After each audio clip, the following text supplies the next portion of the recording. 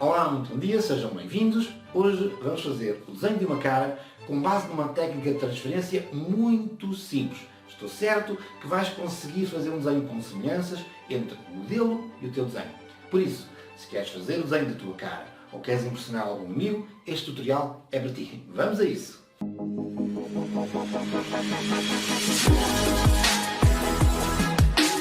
Entre muitas fotos que existem no Pinterest, escolhi uma com contornos bem definidos e com um nível de sombras que é bastante equilibrado.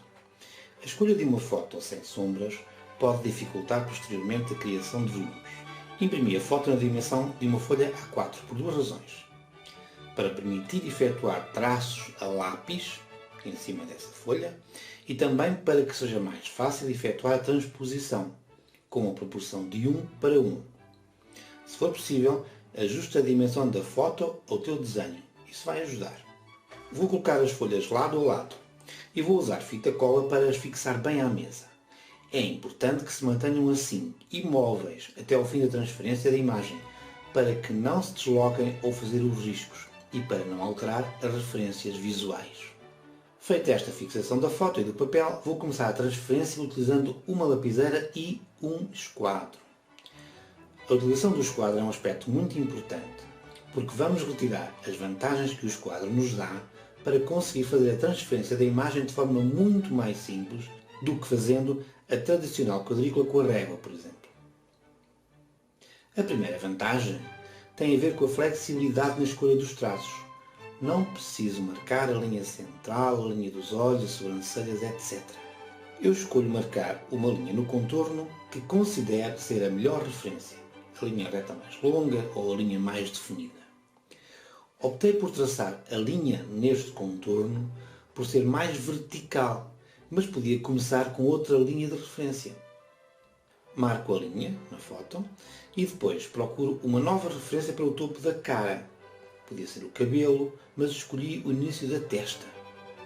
Agora vamos retirar partido do esquadro, porque quando traçar a linha sobre o ponto de referência escolhido, sei que vou obter uma linha perpendicular, com um ângulo de 90 graus. Faço o mesmo para a referência inferior da cara. Escolho a referência e, com a ajuda do esquadro, traço a linha, a tal linha perpendicular. Agora escolho um ponto como referência para o lado direito da cara e, mais uma vez, com a ajuda do esquadro, marco uma linha perpendicular à linha do topo, ou à linha do fundo, e sei que essa linha vai ser paralela à linha inicial. Um detalhe técnico: escolhes o ponto que quiseres, colocas o bico do lápis sobre esse ponto e depois utilizas o esquadro alinhado com a linha do topo e assim, quando fizer o traço, essa linha será perpendicular. O ponto escolhido é aquele que eu entendo ser mais útil e claro para definir este lado. Como vos disse, tenho total flexibilidade, sem me importar com a distância que estou do outro lado da cara. Também não preciso de saber indicações ou proporções das linhas dos olhos, sobrancelhas, nariz, etc. Obtive desta forma um retângulo, que pela escolha dos pontos de referência já me dá indicações preciosas sobre a figura que vou desenhar. E como foi traçado com a ajuda de um esquadro, tenho as linhas paralelas e com ângulos que preciso para obter os melhores resultados na transferência.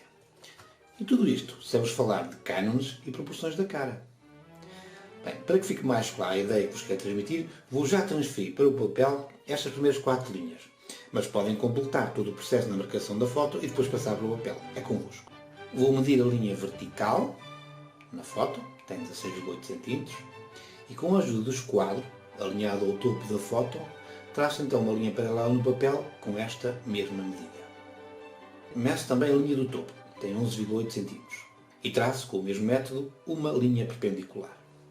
Ao traçar estas linhas no papel, utilizando estas medidas e o esquadro, sei que vou obter um retângulo que tem a proporção correta, neste caso até a mesma medida, e tem a mesma inclinação do modelo da foto. Se a dimensão do teu desenho for diferente do modelo, o que muda é que tens que ajustar a proporção, que deixa de ser 1:1, às medidas a colocar no papel.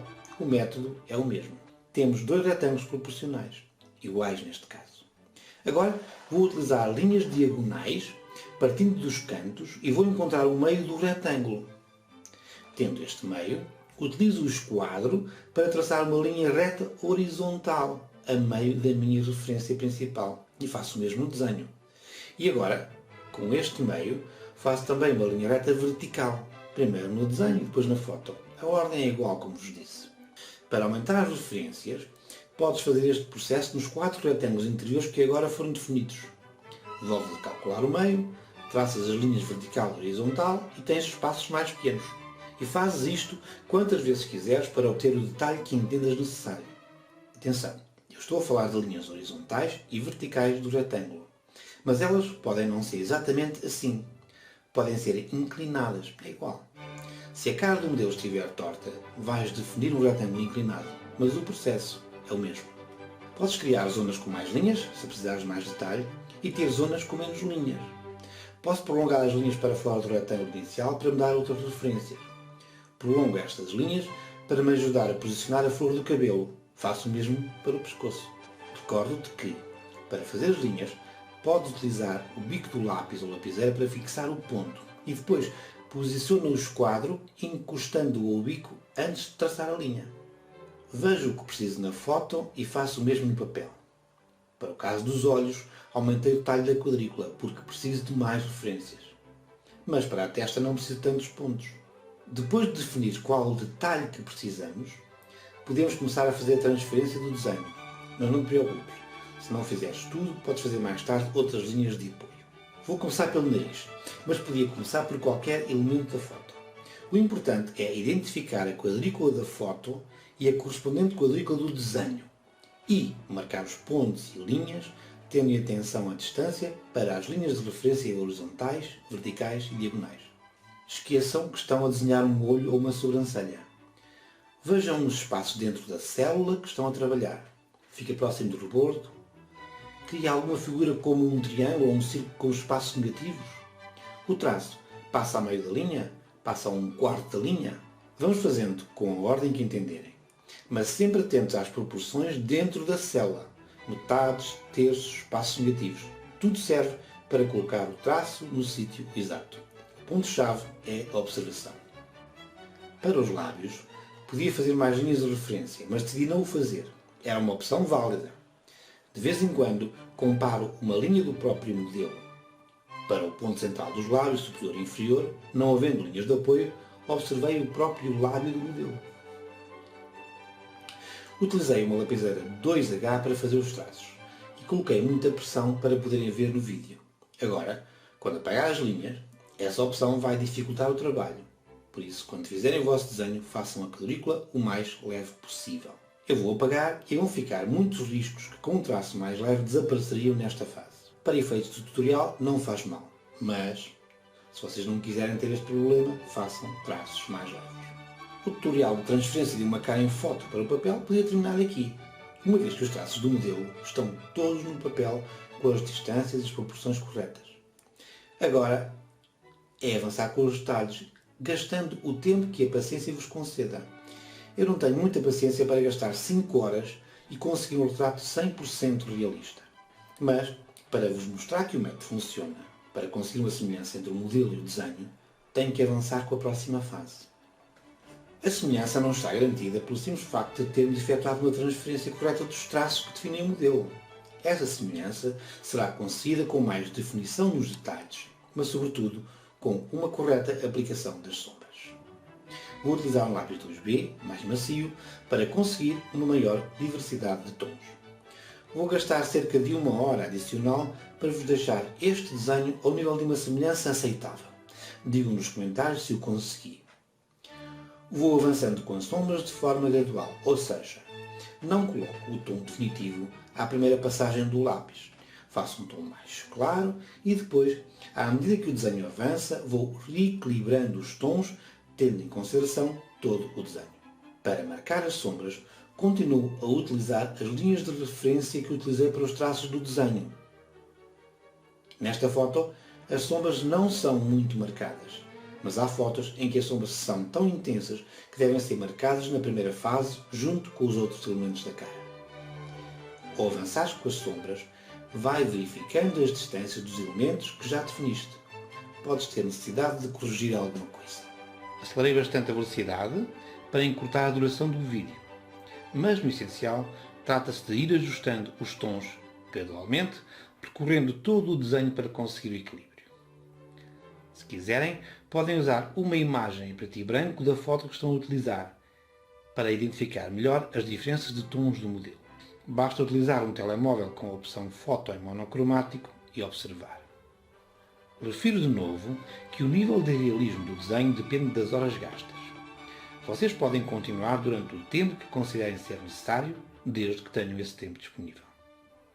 Quanto ao tratamento do cabelo, há muitas técnicas para conseguir obter um aspecto mais realista, mas não vou utilizar nenhuma dessas técnicas porque não é o objetivo deste tutorial e também porque são técnicas demasiado demoradas. Vou colocar apenas alguns riscos para assinalar o tom e a massa do cabelo.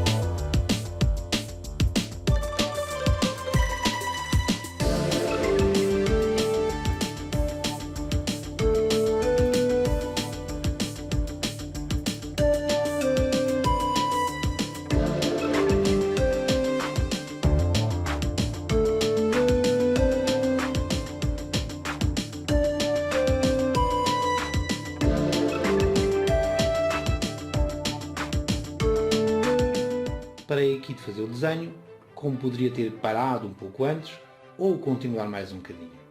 A partir de agora, mais 5 minutos não provocariam uma alteração substancial no resultado. Só muitos 5 minutos. Mas, para demonstrar a eficácia da técnica de transferência, creio ser suficiente. E pronto, chegamos ao fim deste tutorial, que espero tenha sido útil. Com prática, eu sei que vais conseguir fazer desenhos com semelhanças entre o modelo da foto e o teu desenho. Por isso, pratica. E se gostaste deste tutorial, recomendo que vejas este. Acho que também vais adorar.